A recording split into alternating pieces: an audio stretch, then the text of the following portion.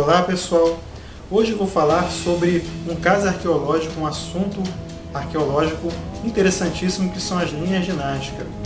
E as linhas ginásticas estão entre as coisas mais impressionantes que você pode ver sobre a face da Terra, para que você possa imaginar. Elas são grandes geóglifos, elas são grandes desenhos feitos sobre a superfície do deserto de Nazca, que fica no sul do Peru. E esses desenhos eles se estendem por aproximadamente umas 800 milhas. E o impressionante sobre esses desenhos é que eles podem ser de fato melhor vistos em sua plenitude, cada um deles, se você sobrevoar a região ou com um helicóptero ou com um avião. Você não consegue vê-los perfeitamente do solo. Você consegue ver melhor os desenhos inteiros de cima, porque eles são muito grandes. Alguns têm inclusive alguns quilômetros de extensão. E o mais interessante, uma das coisas mais interessantes na verdade, é que você tem tipos diferentes de desenhos. Você tem desenhos super gigantes, de animais conhecidos, outras criaturas que não são conhecidas aqui da nossa realidade, do nosso mundo, símbolos desconhecidos também, e figuras geométricas, como trapézios, triângulos, círculos. Então, é algo muito interessante, principalmente pela dimensão. Mas o grande mistério, na verdade, ele se divide em duas partes. Como que as linhas foram feitas e por que foram feitas.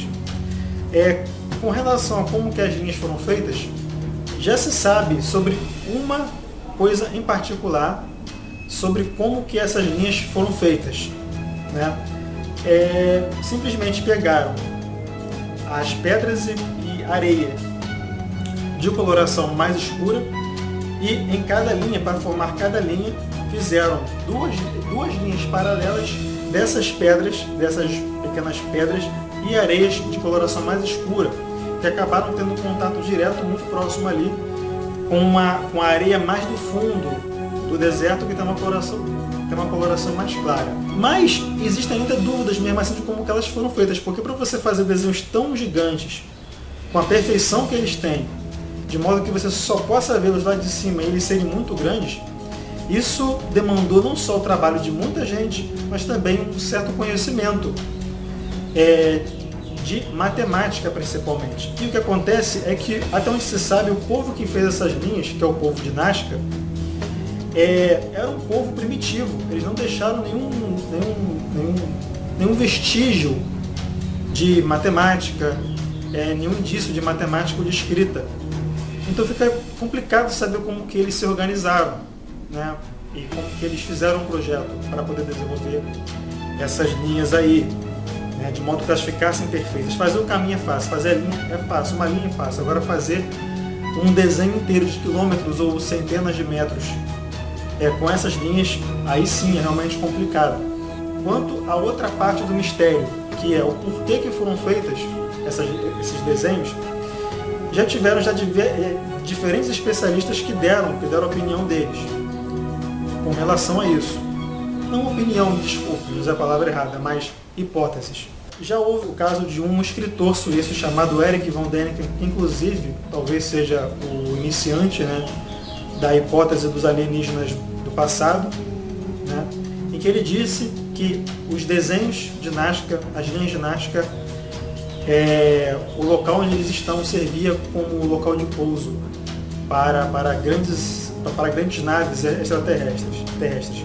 Só que isso é muito pouco provável, já que o terreno do deserto é frágil, frágil de modo que se uma nave muito pesada pousar por ali ou de um tamanho menor, com o passar do tempo essas naves elas vão desfazendo os desenhos que estão ali, porque basta somente você remover as pedras que os desenhos se desfazem. Então não foi o caso realmente, muito dificilmente aconteceu o que Erich von Däniken fala. Já teve Toni Morrison, que propôs que esses desenhos tinham um intuito religioso cerimonial, porque ele verificou que outros povos que existiram antes do descobrimento da América, que habitavam o Peru, eles tinham a tradição de fazerem cerimônias religiosas, peregrinações através de caminhos retos.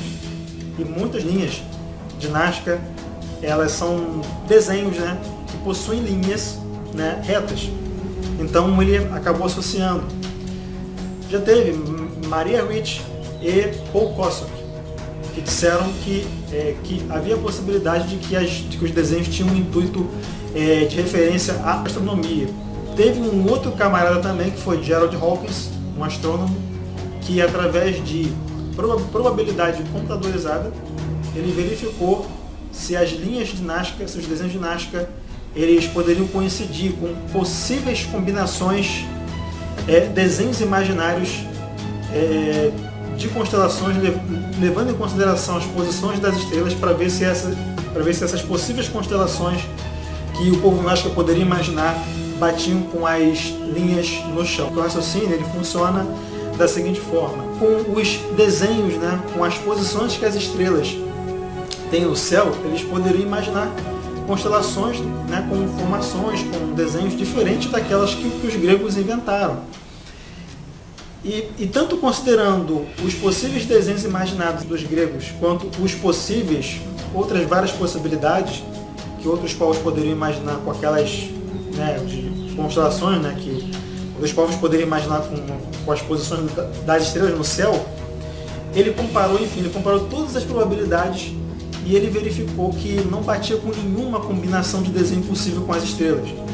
Então, ele provou, né, que não tinha nenhuma associação com a astronomia. Já teve também um outro pesquisador que ele propôs que era possível que com os equipamentos, com os materiais que estavam disponíveis para o povo de Nazca na época, no Peru, era possível que alguém desenvolvesse um balão ou alguma coisa que pudesse fazer alguém ficar lá em cima orientando quem estivesse no chão desenhando.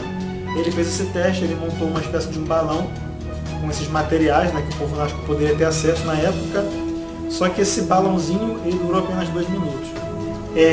Já tivemos também outros cientistas, né, que há um tempo atrás, outros arqueólogos, né, que eles descobriram que alguns aquedutos têm ligação com algumas linhas. Então eles associavam que essas linhas ginásticas elas poderiam ser meios de orientar as pessoas sobre onde estariam possíveis águas subterrâneas, onde a água subterrânea, os pontos onde elas pudessem estar disponíveis ali no fundo da terra do deserto. Então existiam várias proposições, várias hipóteses científicas e até hoje não se sabe ao certo o real motivo pelo qual, né, para o qual as linhas foram feitas.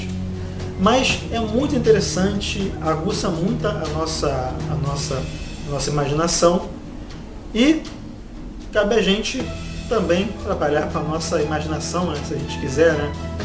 Eu aqui imagino várias coisas, e você? O que você imagina que são essas linhas? Então, pessoal, muito obrigado a quem assistiu ao vídeo, e valeu, pessoal, e até a próxima.